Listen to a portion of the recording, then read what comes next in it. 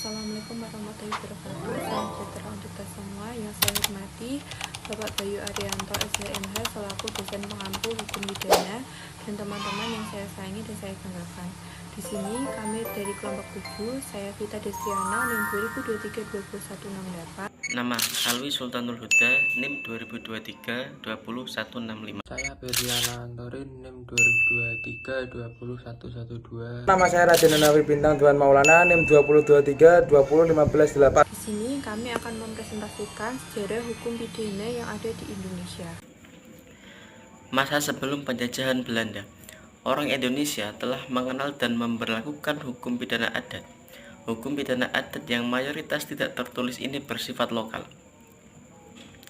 dalam arti hanya diberlakukan di wilayah adat tertentu. Dalam ketentuannya, persoalan dalam kehidupan sehari-hari masyarakat adat ditentukan oleh aturan-aturan yang diwariskan secara turun-temurun dan bercampur menjadi satu di wilayah adat tertentu. Hukum adat sangat kental dengan agama yang dijadikan agama resmi atau secara mayoritas dianut oleh masyarakatnya. Aturan-aturan mengenai hukum pidana ini dijaga secara turun-temurun melalui cerita, perbincangan, dan kadang-kadang pelaksanaan hukum pidana di wilayah yang bersangkutan. Masa sesudah kedatangan penjajahan Belanda. Masa Verenigde Oost-Indische atau Compagnie atau VOC tahun 1602 sampai 1799. Dalam usahanya untuk memperbesar keuntungan, VOC memaksakan aturan-aturan yang dibawanya dari Eropa untuk ditaati orang-orang pribumi. Setiap peraturan yang dibuat VOC diumumkan dalam bentuk plakat, tetapi pengumuman itu tidak dapat disimpan dalam arsip.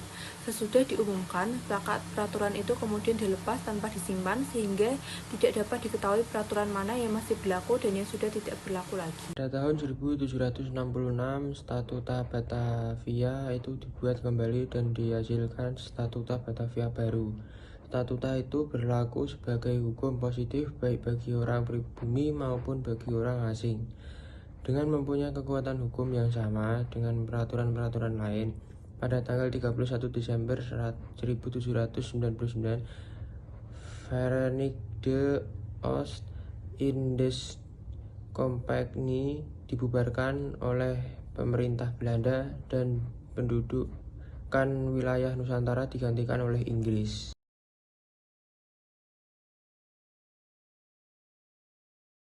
Selanjutnya, masa Regering Reglement tahun 1855 sampai 1926. Masa Regering Reglement dimulai karena adanya perubahan sistem pemerintahan di negara Belanda dari monarki konstitusional menjadi monarki parlementer. Perubahan ini terjadi pada tahun 1848 dengan adanya perubahan dalam Grondwet UD atau UD Belanda.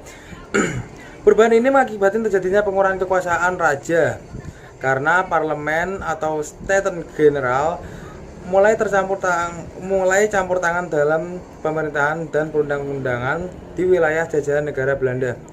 Peraturan dasar yang dibuat bersama oleh raja dan parlemen untuk mengatur pemerintahan negara jajahan adalah Regering Reglement atau RR.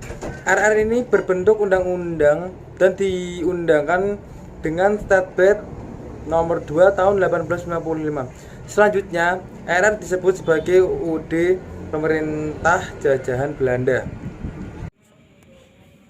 Masa Indische Staatsregeling tahun 1926 sampai 1942.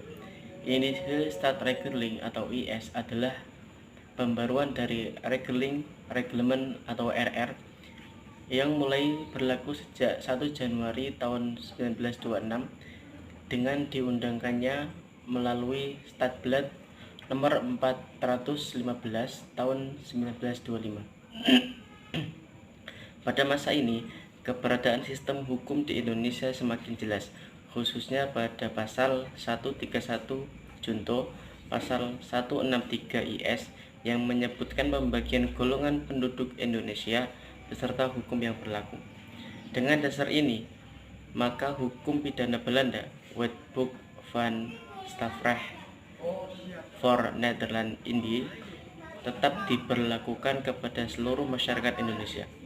Pasal 131 Junto, Pasal 163 Indische Staatsregeling ini mempertegas pemberlakuan hukum pidana Belanda semenjak diberlakukan 1 Januari 1918.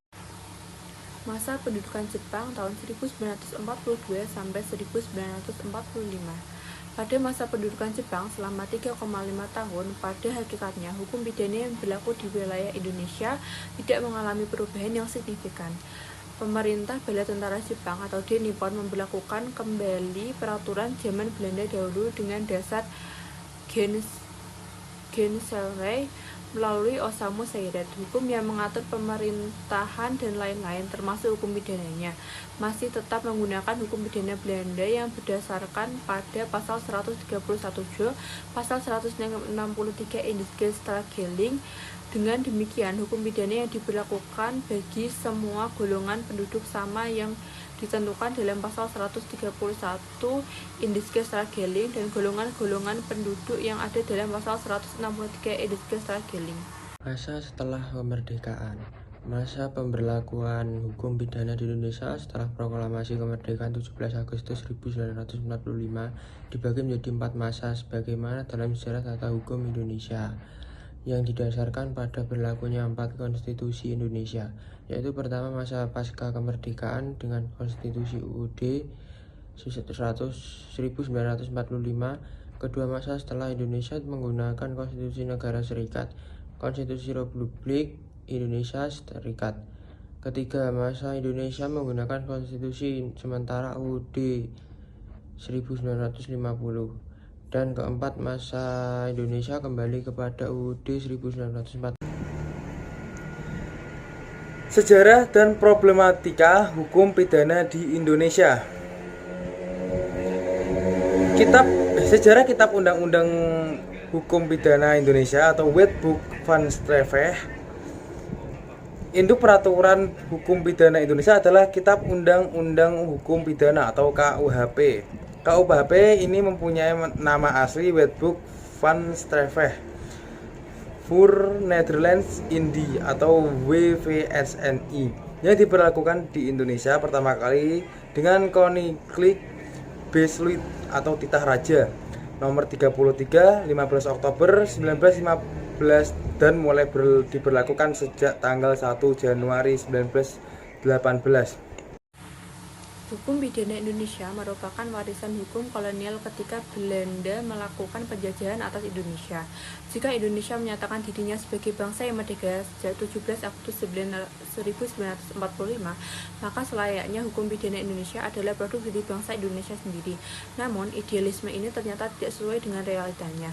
Hukum pidana Indonesia sampai sekarang masih mempergunakan hukum pidana warisan Belanda. Secara politis dan sosiologis, pemberlakuan hukum pidana kolonial ini jelas menimbulkan problem sendiri bagi bangsa Indonesia. Problematika tersebut antara lain sebagai berikut. 1. Kemerdekaan Indonesia yang telah diproklamirkan sejak 59 tahun yang lalu merupakan awal pendobrakan hukum kolonial menjadi hukum yang bersifat nasional.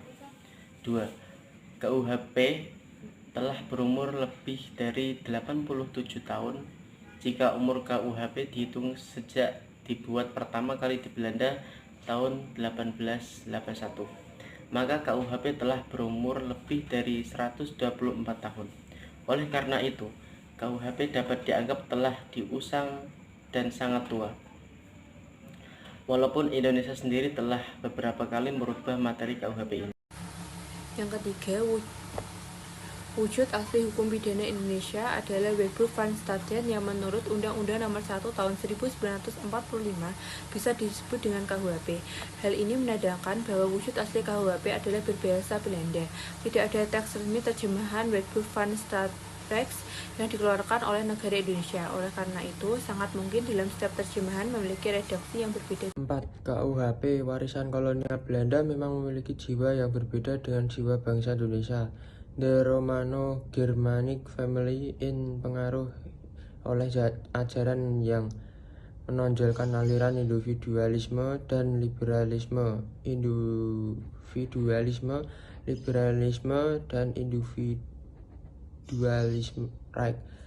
Jika kemudian KUHP ini dipaksa untuk tetap berlaku, benturan nilai dan kepentingan yang muncul tidak mustahil, justru akan menimbulkan kejahatan-kejahatan baru. 5. Jika KUHP dilihat dari 3 sisi, masalah dasar dalam hukum pidana yaitu tindak pidana dan pertanggungjawaban pidana.